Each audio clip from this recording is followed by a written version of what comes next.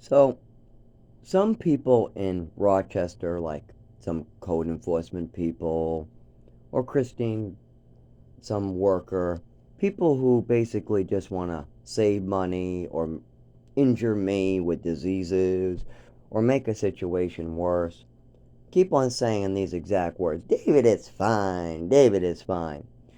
Well, tell me, is that why almost 5 times a week I'm cleaning the kitchen table, David's clothing, the David's floor of feces? What is what he just did? I have seen him walk out. Now, he takes a colostomy bag in his front, but he leaves his colostomy bags on the kitchen table where I have to eat my food. Now, I've told him to keep his colostomy bags in the bathroom. Well, so now he walks out into the kitchen with his poop hole open, pooping. I tell him, don't walk out here with an open poop hole pooping. He goes, but I need my colostomy bags. Why are you keeping your colostomy bags in the kitchen after 6 years of me telling you to keep them in the bathroom? Well, I want them out here in the kitchen. I want to poop all over the floor. Well, okay, let's say you poop on the floor in the kitchen. Are you going to clean it up? I can't see it. I don't see it on the floor. I don't see it on the hallway. I don't see it. Well, then maybe you should keep it in the bathroom. Am I supposed to follow this goddamn man around all the time? Yesterday, he's calling the bank, putting a hold on it, when he's supposed to be doing something to help file for bankruptcy because he's overused credit cards. Because they send him a credit card thing, and then they just keep on sending him credit cards when he never pays back.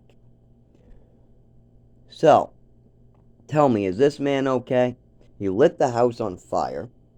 More than once I've had to stop it.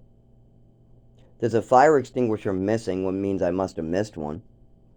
He's pooping all over the house, including in front of the neighbors' doorways downstairs, to the point where I have to clean up after him constantly. He doesn't buy cleaning products. He doesn't take care of himself. He doesn't clean the poop out of his bed. He's walking around the house pooping everywhere. And then when I ask him, well, why are you doing this? He goes, well, my colostomy bags aren't in the bathroom for 6 years. So why can't I bring them to the bathroom? What is wrong with keeping your colostomy bags on a hook in the bathroom? You take it off the hook when you leave the house. You take them off your hook. You put your bag on. You put the extras on your shoulder like you normally do when you leave the house. Why do I gotta step in colostomy poop? And he doesn't wash his hands. He gets this stuff in the food. He gets this stuff on the floor. He gets this stuff on a table. But yet, Christine and other people that are supposed to help him are trying to cause extra diseases by saying stupid ass shit like this man is fine. He's putting me and everybody else in the building in danger. Now, I'm willing to help with these things.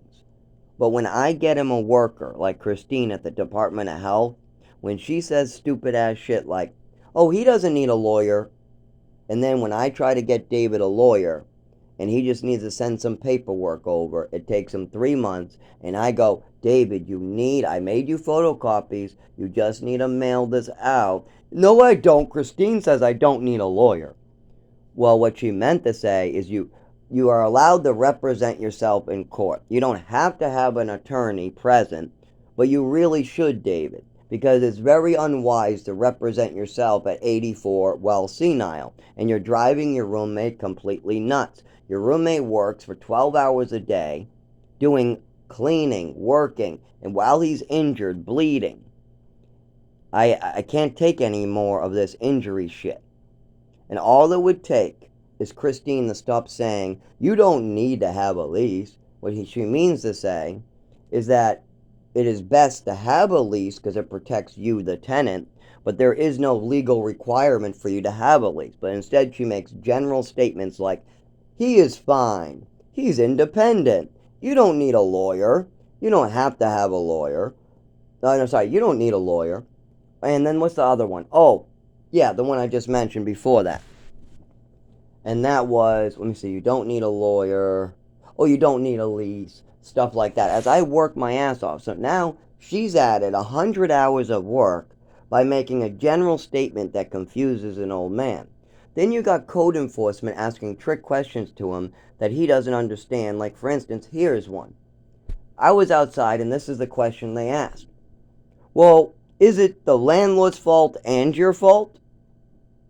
So if Dave answers no, then he's claiming the landlord is not at fault for waterfalls coming in the house for years and years and years and years before we moved in, very clearly going into the walls when it rains heavy, down the walls, stuff like that. Mold, mushrooms in floors, ceiling tiles coming down.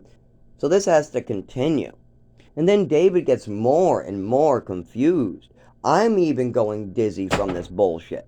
Meanwhile, the landlord takes his own tricks and tries to blame like we're pulling them.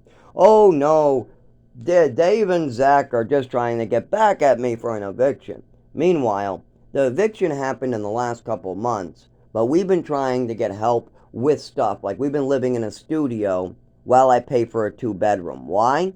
There's waterfalls in the bedroom, there's bed bugs, stink bugs, and ladybugs, and we gave the landlord money to remove this, and yet we still have these problems. There's leaking pipes in the ceiling in the bathroom for 6 years now. They're downstairs in the hallway. Not only that, there are many other places, but yet we have asked him to fix it. He sends maintenance, they throw a tile up, and it continues. We have so much mold in this house that when I bought a tower fan, within 2 months, it was filled with black mold. This is definitely going to kill anybody who moves in here. It's going to shorten their life, and it takes time, and unless you have a fortune of money to spend like the landlord, you're not going to get diagnosed. That is why the landlord doesn't want to go into his own apartments, because he knows how deadly it is just from driving in the back and seeing it. So we know the landlord is the one trying to get back at us. I mean, even, look, the landlord said these exact words. I'm going to punch you and evict you if you try to get new windows in this place or get the bed bugs removed. He also said the same thing again when he tried to get all the tenants, so he went upstairs to us downstairs, saying, if you don't do my landscaping on the hill, I'm going to punch you and evict you. Why did he say this? Because he has under the table paid maintenance who also are his landscapers, also his plumbers, also his one and all. His only guy that was licensed, or seemed to be licensed, named Fran, bailed out on him like 3 years ago and doesn't want to even touch these buildings anymore because the landlord has already made it clear that he's going to make him responsible for his bullshit. So he doesn't want to get involved in that shit. So now he has people who have no idea what they're doing, just slapping tiles up. So, of course, when he asks them to go clean up the backyard on this steep hill, they say, I'm not cleaning up on those needles and that pine tree needles. No, you make the tenants do it. So he gets mad and starts yelling at an 84-year-old man, me. I'm not going to do his landscaping for him for free. Hell no, I didn't have anything to do with your landscaping issue out there. But the old man thinks he's going to get hit or evicted, so he's out on a steep hill picking up somebody else's cans. Lots of them, too. It looked like somebody was slingshotting them off the roof or something. It looked like from how far it was, probably from the 3rd floor someplace. Could have been the sideways neighbors. I have no idea. It was more to the left, so I have no idea. It probably was from the balcony.